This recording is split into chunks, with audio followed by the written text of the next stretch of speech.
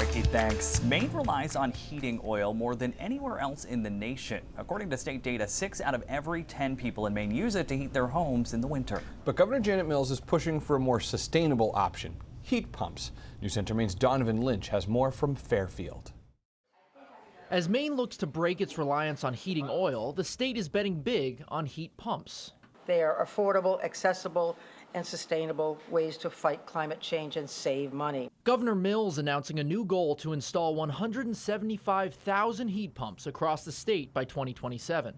This comes as Maine reaches its original milestone of 100,000 heat pumps nearly 2 years ahead of schedule. We'll see how fast they're able to, sweep across the state, but I do believe that they are where we should be heading. When used correctly, these appliances can reduce household emissions and save big on energy costs. James Brand learned how to install heat pumps through a program at Kennebec Valley Community College. He says putting new units in homes is a breeze. The beautiful thing about heat pumps is that it uses technology that we've already had. We've just simplified it and made it better. But the cash needed to buy one can be discouraging. Heat pumps cost several $1,000s, and even with state rebates, the majority of Mainers haven't made the switch.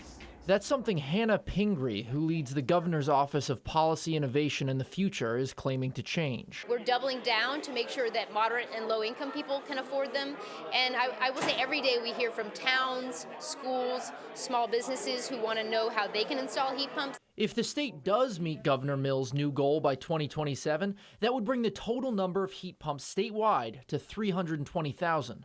But the challenge remains getting the word out. I'm not hearing as much as I think I would hear. It should be publicized more, I think. It's a great program, and I think most people in Maine should take advantage of it. In Fairfield, Donovan Lynch, News Center, Maine.